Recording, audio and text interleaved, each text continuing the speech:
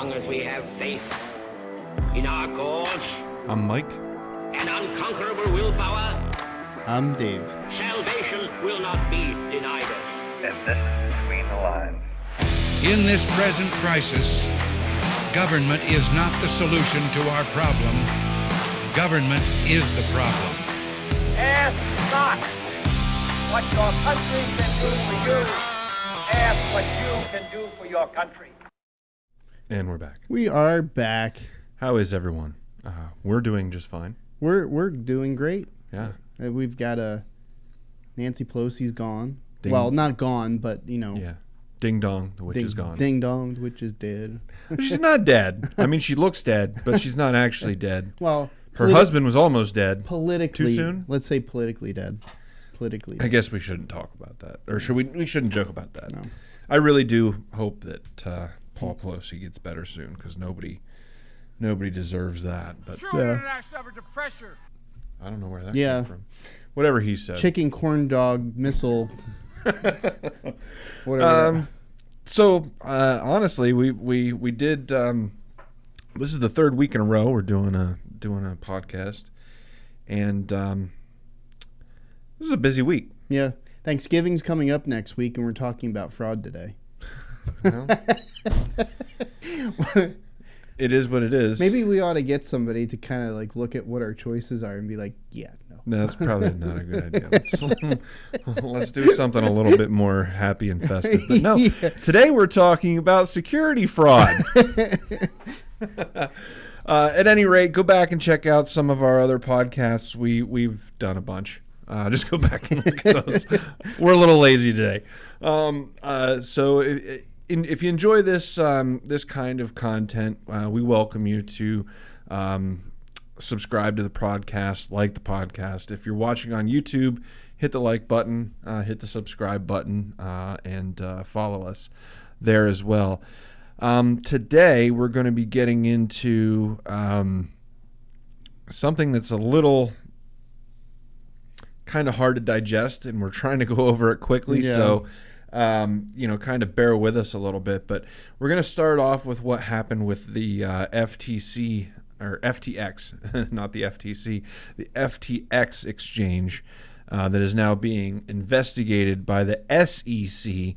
So, I mean, I'm getting my acronyms. FTXRESPECT. Yeah, I know it's hard to keep straight, but at any rate, so what happened with FTX in a brief description is essentially there was another. I'm going to bring up an article on my side here just so I can read the names, but there was a gentleman by the name of Bankman-Fried, and his. Wonder if he had his name changed. I mean, that's so ironic that there A was guy a that runs an online exchange His name slash is bank name. Bankman Fried. Not it bank- looks like fried, Yeah, but it's Fried. Fried. But he fried the bank, all right. Yeah. Anyway, so this guy is involved with two companies. One company would be the FTX, which those that aren't familiar, FTX is an online crypto exchange, much like Coinbase or Binance. There's so many that popped up in the crypto boom in 2018 to 2020. There was a big crypto boom, and all these exchanges popped up. For those that aren't familiar with that, you obviously weren't born after 1980, but what a crypto exchange is the best way to think of it is like a bank. It's a bank for your cryptocurrencies. Yeah. Another way to think of it is a sort of like a stock exchange. That's where your stocks are held, is in this exchange. So that's what FTX was. It was a crypto exchange. What they were doing, briefly explained, is it seemed like this Bankman-Fried, allegedly, we have to preface with that, although it seems pretty cut and dry, but allegedly he was in charge of two different intermediaries. One would be a company called Alameda, Alameda, Alameda, and then he was also in charge of FTX. There was allegedly some commingling of funds between FTX and this Alameda. Those of you that aren't familiar with business dealings, that's not good. Intermingling funds between companies is not good. I give the example of us at Between the Lines. If we had a Between the Lines company and then we had like a charity, a Between the Lines nonprofit that we use for charity, and we were commingling the funds between those two companies, that's a big no-no. Yeah. They must be kept separate and divided in all aspects. And it appears as if this wasn't happening. So their rival, Binance, the CEO of Binance, B-I-N-A-N-C-E, a play on finance with Bitcoin, Binance, Shangpeng Zhao, I'm hoping that I pronounced that right. I apologize to my Asian counterparts if I mispronounced that. However, he is the CEO of Binance, and he got wind of Alameda's balance sheet because the balance sheet was leaked onto the internet. This is a long. Remember, this is the short version. Yeah. Yeah. So that he got wind of their balance sheet, and then he liquidated all of his holdings of the FTT tokens, and FTX just started to crash. Those of you that are familiar with what happened in the 20s in the United States, the banks didn't have enough money to support the holdings of people. So essentially, people owned more money than what the banks held. If you can fathom that, essentially there was more money than actually existed. People owned more than actually existed. So people started running to the banks to pull out their money because they didn't want to. They wanted to make sure they had their money back. Yep. And what happened was eventually the banks ran out of money because they don't have enough money to give back to everybody. So that's what happened to FTX. Everybody started to pull out, but they didn't have enough money to pay out. So then they froze the exchange. So when you pull out, always make sure you're using protection. So essentially, now we are where we are, where the FTX exchange essentially went bankrupt because it doesn't have enough money to cover its holdings. So it's now stuck in this limbo of bankruptcy, and all of its investors are out, everything that they put in. So it looks like there were quite a few that got wind of something that was happening. Apparently there was an article that was released that kind of gave the idea that there was some insolvency going on there. So there were people that actually acted ahead of time, and some reported that they were able to get most of their funds out before everything kind of went. But the funny thing about this is usually when things collapse, it happens over a period of time. Yeah. This was like within a matter of hours. This is an Enron situation. Yeah, this is bad. Yes. Yeah. So they're going to go down. They're going to go down as a little Enron. Yes. This is the crypto, the crypto equivalency of Enron is exactly what this is. So if anyone's familiar with Enron or not familiar with it, go Google it. We're not here to do everything for you. Who was it? So FTX paid for the rights to rename one of the stadiums for a team down there. Was it the Miami Heat or something? I'm not exactly sure who it was. I didn't dig that far into it, but yeah, they were in works. Can you imagine? Can you imagine now they have a stadium named after a collapse? It's going to be like the Washington football team, except for it's going to be the Your Name Here Stadium. We'll be able to go on to like logos.com and be able to, pay for Your Name Here Financial Field. No, that would be cool. The Between the Lines Stadium. That would be hilarious. I mean, we could probably afford it. They're out a lot of money. We should see if like Miami Heat, if we can like get a deal on that or something. Yeah. We'll call the let's make it a Pennsylvania team. Like we're from PA. Let's make it a Pennsylvania team. We'll go with like the Hershey Bears or something like the Hershey Squirts. the Hershey Bears or the because we're not going to be able to get like the Phillies or the Eagles or the Steelers or anything like that. So, yeah. At any rate, they were in works to have the naming rights to a professional. I don't even know whether it was the NBA, the NHL. I'm pretty sure it was I think it was the Miami Heat. I don't doubt it. I'm not. I just don't want to say because I don't know. But I do know that they were in the works to get the naming rights for a stadium, kind of like in Pittsburgh. It's now Acrisure Stadium. It was Heinz Field. Now it's Acrisure. I hate it, but it is what it is. So anyway, they're going to be in some trouble. The FEC is investigating, and it turns out like there's a lot of A-list celebrities that were involved. This is turning out to be almost like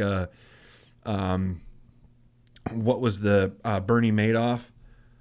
He was the guy that did the pyramid scheme in the 90s. And it's essentially the same thing. Is he just got a bunch of people to invest in this exchange and didn't have the funds to prop it up, and was commingling with this other company. Just basic mismanagement of funds and mismanagement of corporate, whatever you want to call it. Yeah. Corporate holdings, however you want to describe it, but it was certainly mismanaged. And like Tom Brady's in the mix, his ex-wife Giselle is in the mix, Larry David, Kyrie I don't want to say there's a couple of other. I don't want to name too many people that I'm not sure of, but I know for a fact Tom Brady, Giselle, Larry David, their names were all brought up in the list of folks that were sued essentially by investors for propping it up.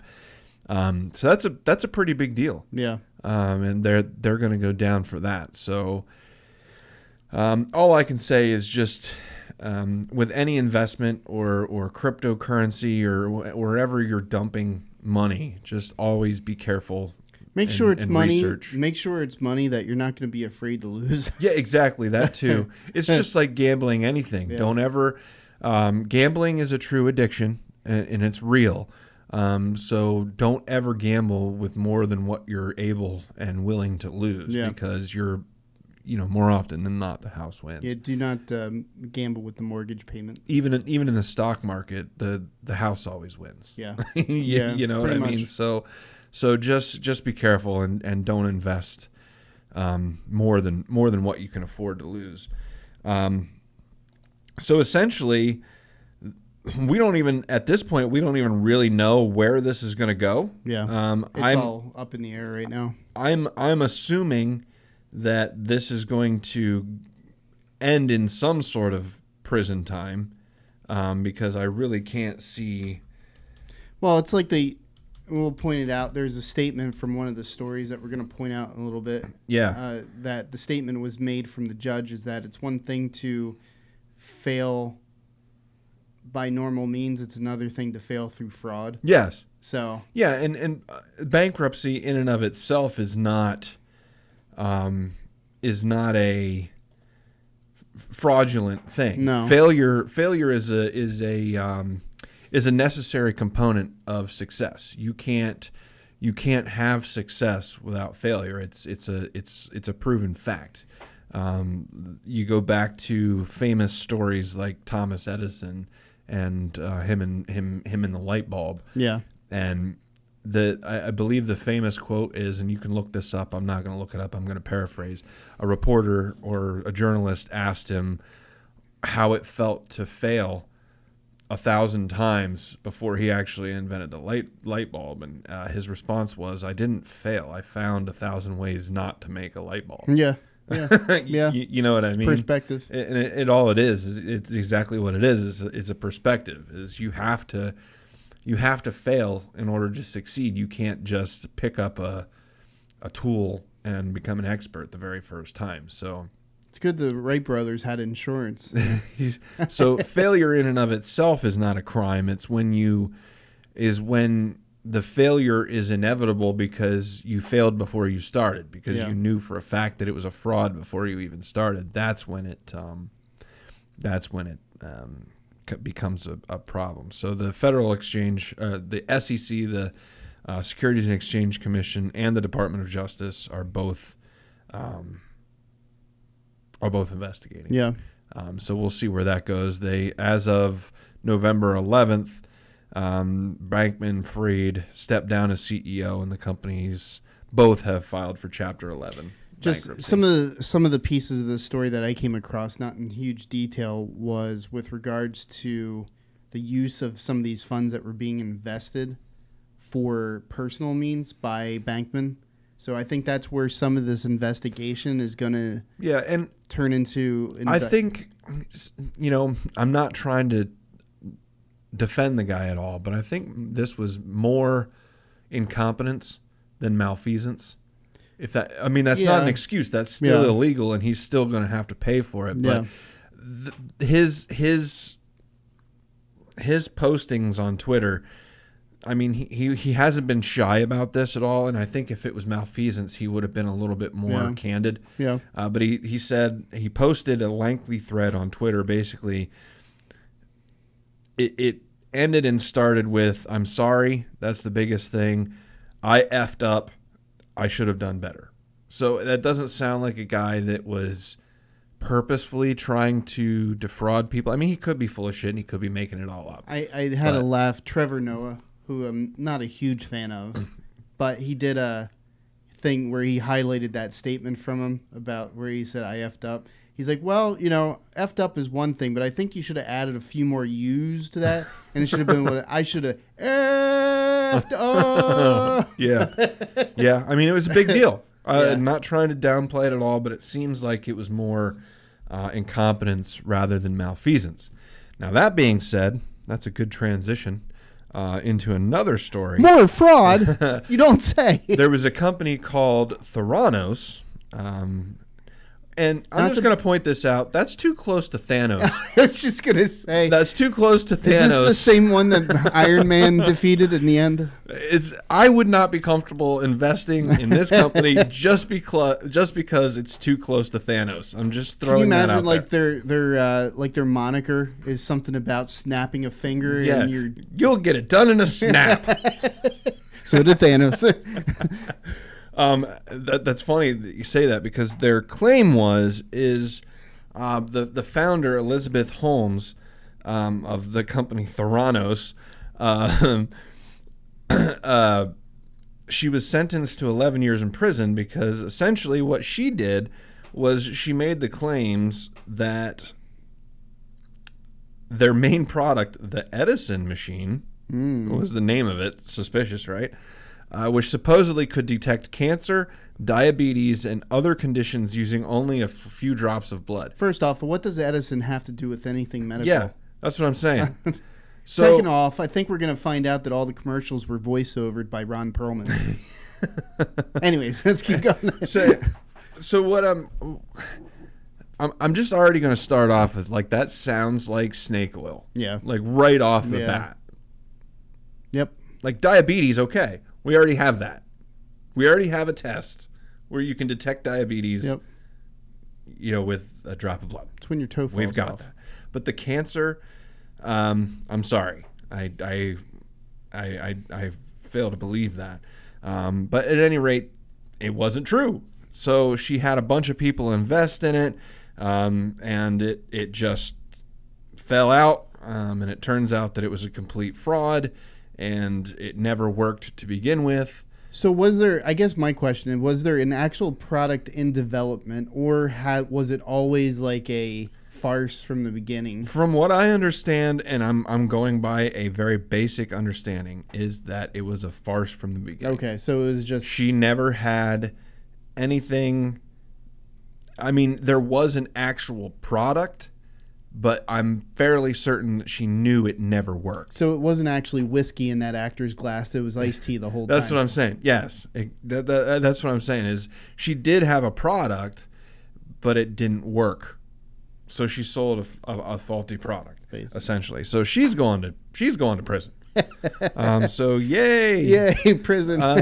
I absolutely love, I'm just pointing this out here. I absolutely love when shitty ass people get what they deserve. Yeah, I agree. That to me, just I just get this warm feeling in my tummy, and I just love it. Because I hate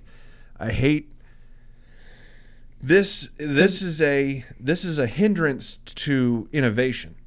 Yeah. Because now when some actual miracle that sounds too good to be true comes along that's real, people are going to be like, oh, I don't know, this could be another Theranos situation, or this could be an Enron, or this could be an FTX.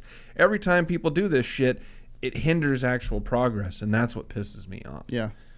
So, however, the U.S. being what it is, we have to allow for these startups to, and it's all part of this little thing we love called freedom, because the thing is, we don't put up with lying. When it comes to it. Yeah. You can be honest. You can be an honest failure. You can't be a lying failure in the U.S. I agree 100%. So, and then, not to rush along here, but we have one more. Yay! One more. Does that mean more fraud? More? Well, I don't know if it was fraud, but I mean, it's let's say the three. It's another investigation. It's another failure. Another failure. Definitely a failure. One that I think is absolutely ridiculous, but we'll get to that in a moment. Just for a reference on time, we've got about 10 minutes. Taylor Swift is having a tour. All right, I'm done. Is this episode over yet? I don't give a rat's ass. I mean, I'm with you. I'm honestly with you 100% on that. I could give a shit Actually, I'm less. the one that suggested we look at this story, so just for context. You're right. But here's where I'm going with this. So we'll explain the situation briefly. Essentially, here's what happens. There is a company called Ticketmaster, and Ticketmaster is the only place where you can go to buy live tickets. It's owned by a company called Live Nation. So this is... Wasn't that Tina or Jackson's song, Something Nation? Oh, I don't... Remember, I have no idea. Not Tina. Who's Michael Jackson's sister? Janet Jackson. Oh, what was the song that she did about We Are Something Nation? Oh, I don't know. Anyways. I'm not familiar with that. I'll be honest. But at any rate, this company is the only place where you can go to buy tickets. And apparently so many people wanted Taylor Swift tickets. And that's where I think that this is bullshit, because I can't imagine that many people want to see Taylor Swift. But apparently there were so many people that want to see Taylor Swift that it crashed the website. And about 15% of the people that tried to get tickets to this Taylor Swift tour were not able to cleanly get their tickets. They had problems getting their tickets. And not everyone that went to the website was able to get tickets. Oh, well.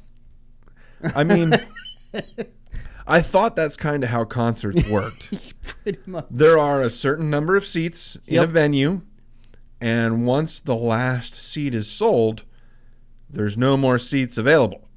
I thought that's how... Damn it. If I want to sit on the fucking top of that stadium... 2.4 million tickets were sold, which is a record. Hey man, if it's an outdoor stadium, they could have hired balloons, and you could have watched it from a balloon. You could have had a copper. There was also an issue with scalping. As soon as at a live event, scalping. So, can you believe that, folks? Scalping. In our good USA, there's fucking scalping at a live event. Never in my life have I heard anything so incredulous.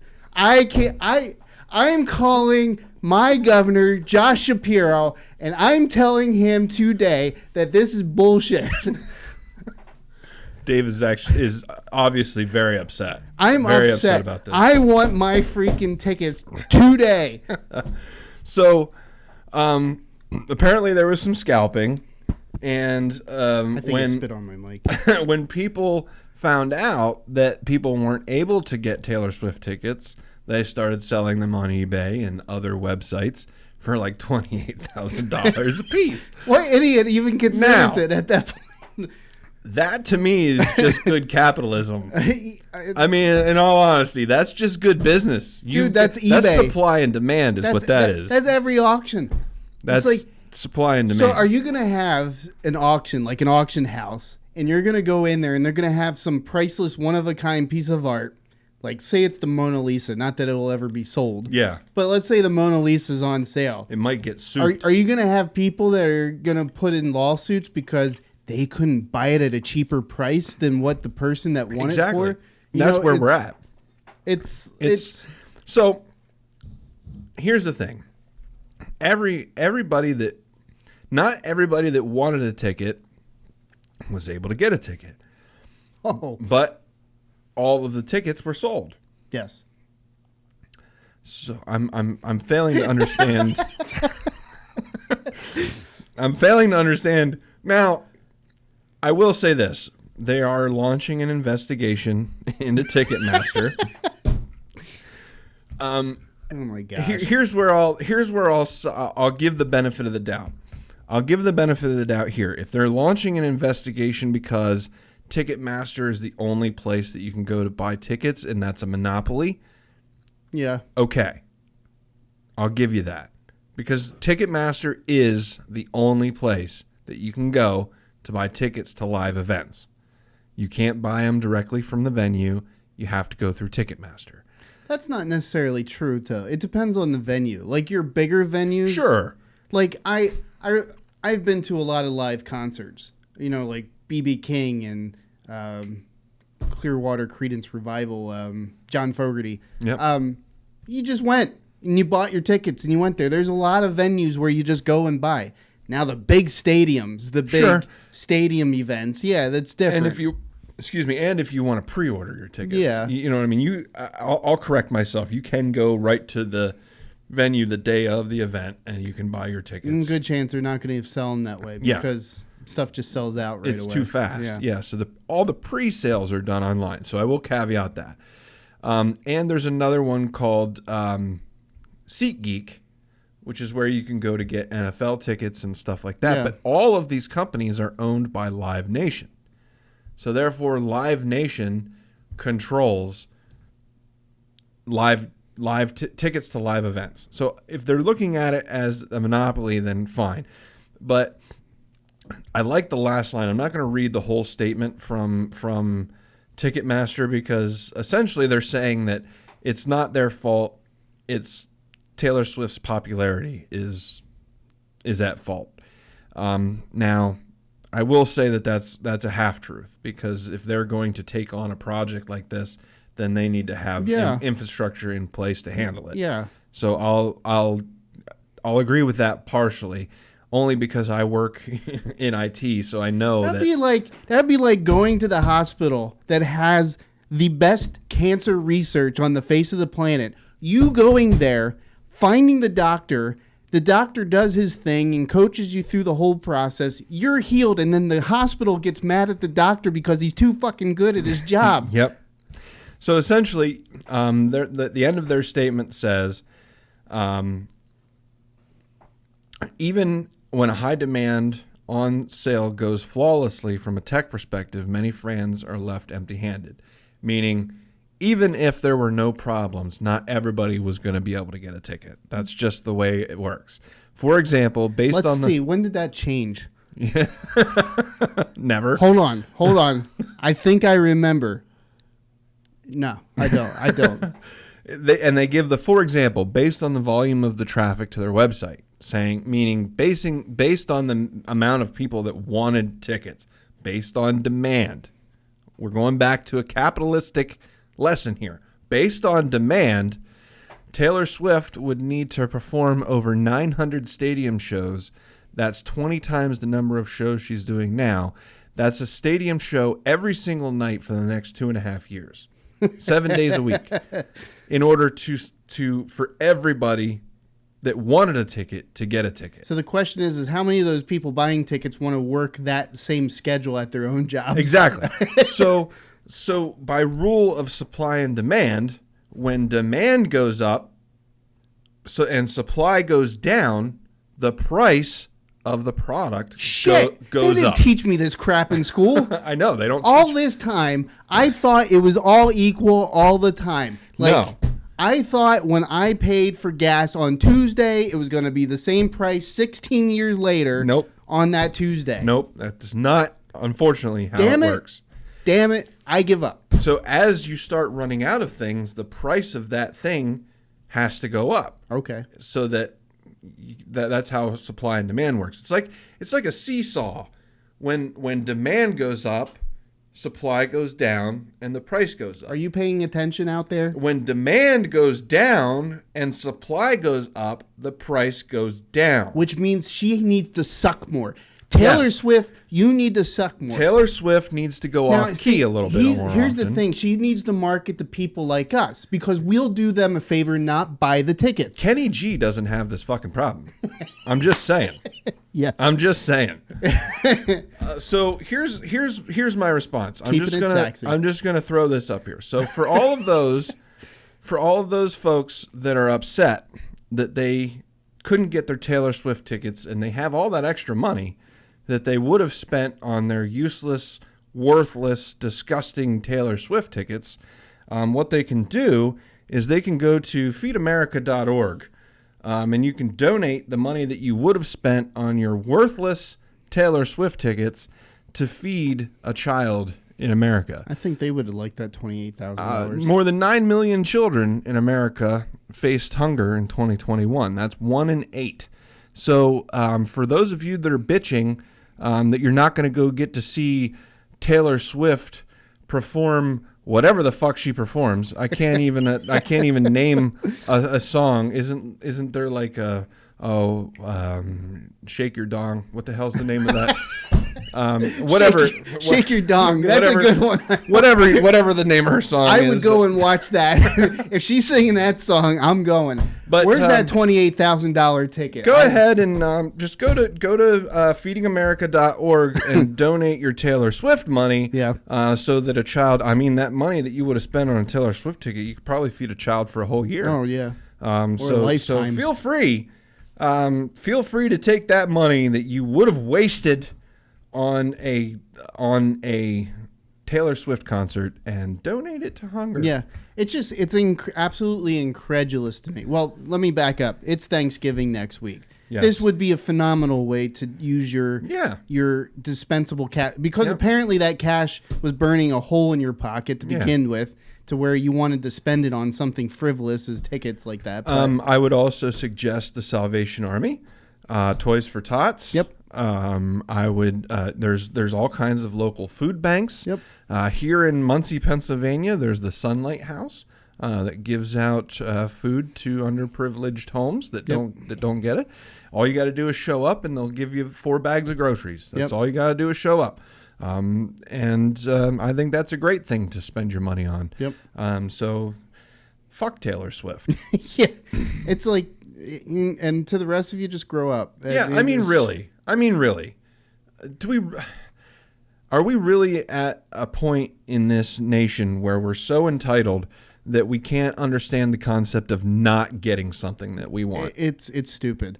Well, that was the whole reason why I wanted to bring this story up. Yes, I'm the one that suggested this, but is the simple fact that we've gotten to a point where now we feel like we're so entitled that we have to sue people for it. Yeah. It's like, I didn't get my, what were the toys the Tickle Me Elmos? I'm going to sue McDonald's because I want fucking McRibs all year round. Yeah. I want a McRib and a Shamrock Shake any fucking time I want. There are not that many ribs in the U.S. So well, then we need to kill more cows and pigs. I don't know what they're putting in those sandwiches. It certainly is not meat, I can tell you that. So I guess the point that we're Should trying call to it the make, mixed squirrel. what we're trying to say here is there are bigger things in this world and to be mad about. And just get over it. I guess. And to those of you that are trying to defraud other people, I hope you burn in hell for all of eternity. Yeah, pretty much. Until next time, check out some of our older stuff. Find some more podcasts that you like. In this vein, we personally suggest Ben Shapiro, Jordan Peterson, The Blaze. There's a lot of good alternative media outlets out there that aren't mainstream. Fox and CNN and MSNBC and all those places are going to die. They're eventually going to die out. So go check out some alternative news sources. Become informed, and just pay attention to what's going on in the world around you. If we all do that, then the world would be a better place. Until next time, learn, take care of yourselves and each other. See you.